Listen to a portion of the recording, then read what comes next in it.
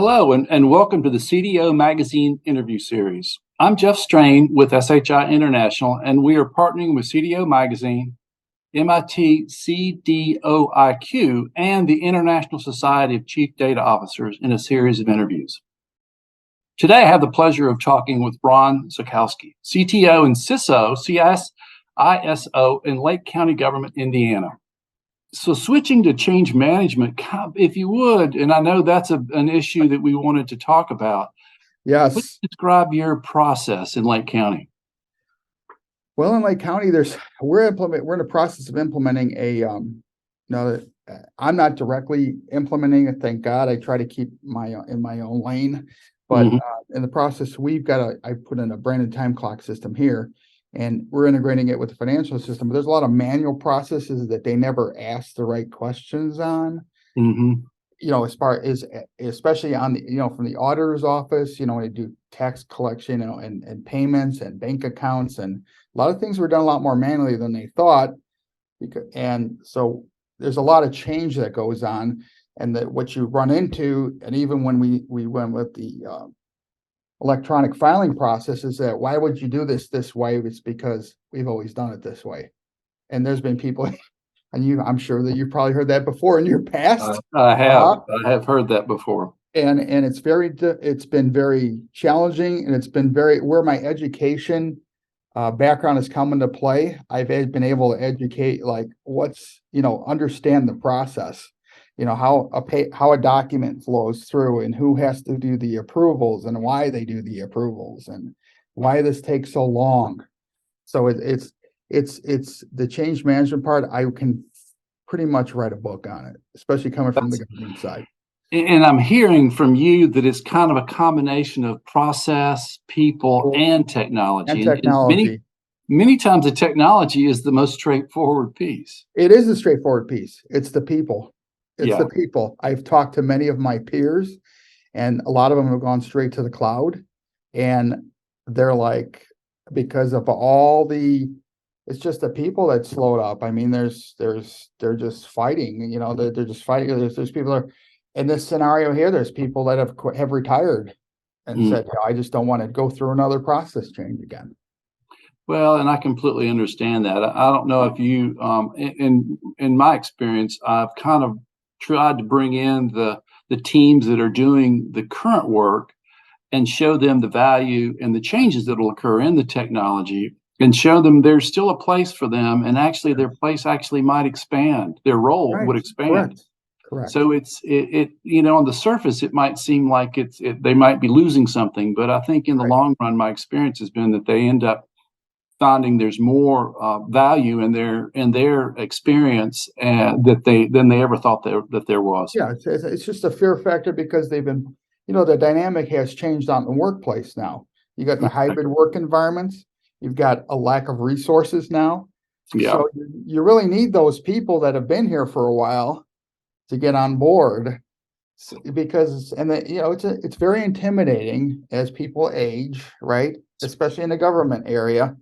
They become less change. They become resistant to change because they're very confused. Technology can be very overwhelming.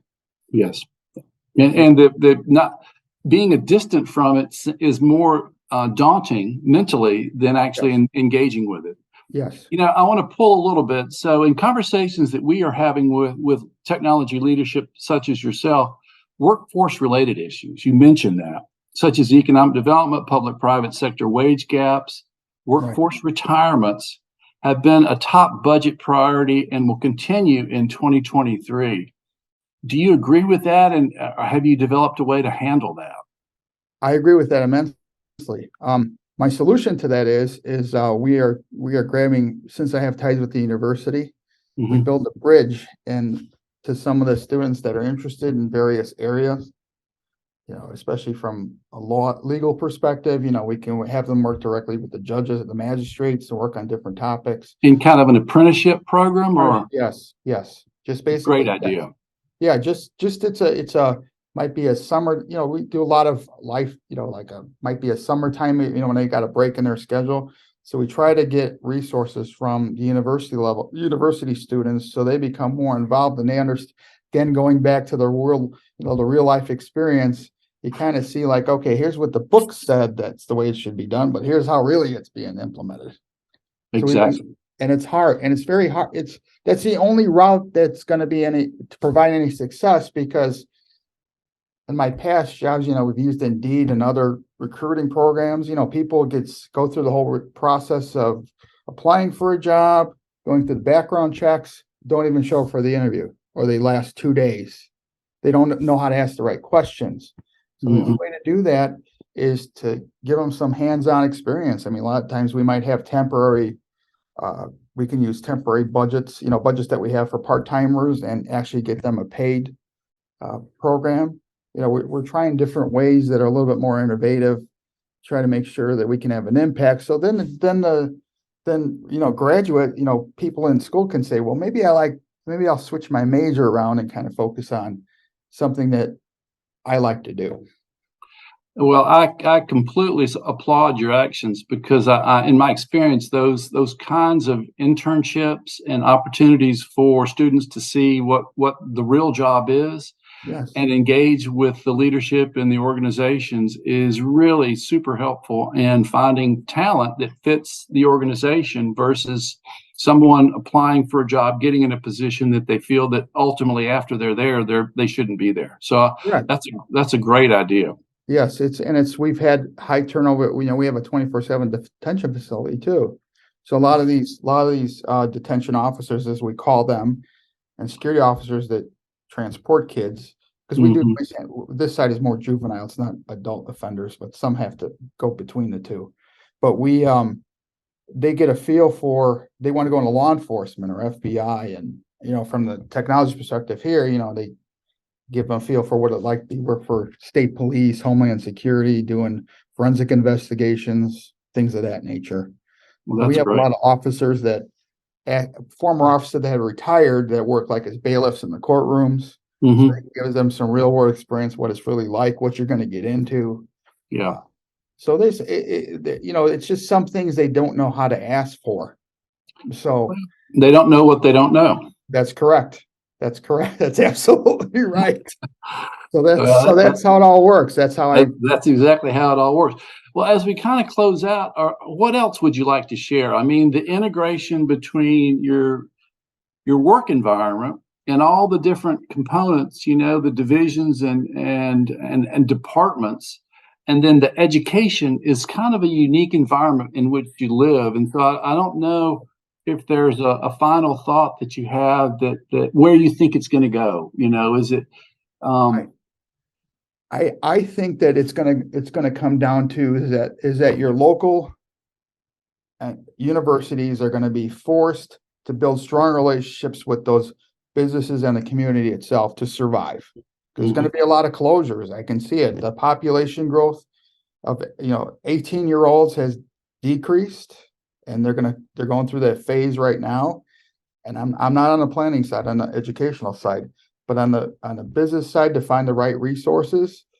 I mean, there's going to have to be innovative ways to do that. And the only way to do that is to give them a little bit of experience and see if this is something that they want to do. Because some people, they go right into school and they don't know what they want to do. And all of a sudden, then they drop out. And so I see my own vision is that's the only way we're going to survive, because cybersecurity is a monster issue. It is. And it's not going away. It's not going to go away. We're too dependent on technology, but we're not putting the right things in place. And the only way that it's going to happen is you're going to have to get enough resources, i.e., explain to those resources what cybersecurity means, what security, it's not just technology, it's people and process. That's right.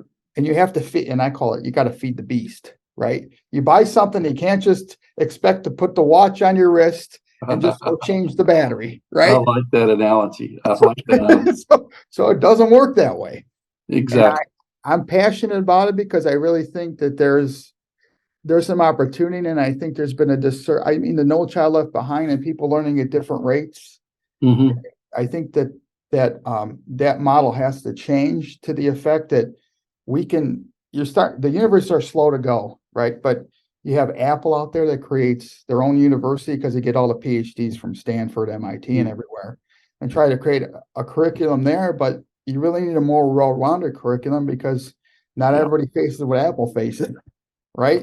It needs to be all different kinds and flavors. Well, I really have enjoyed this, Ron. It's been a true pleasure. And again, thank you for joining me today. And please visit cdomagazine.tech for additional interviews. Well, thank you very much.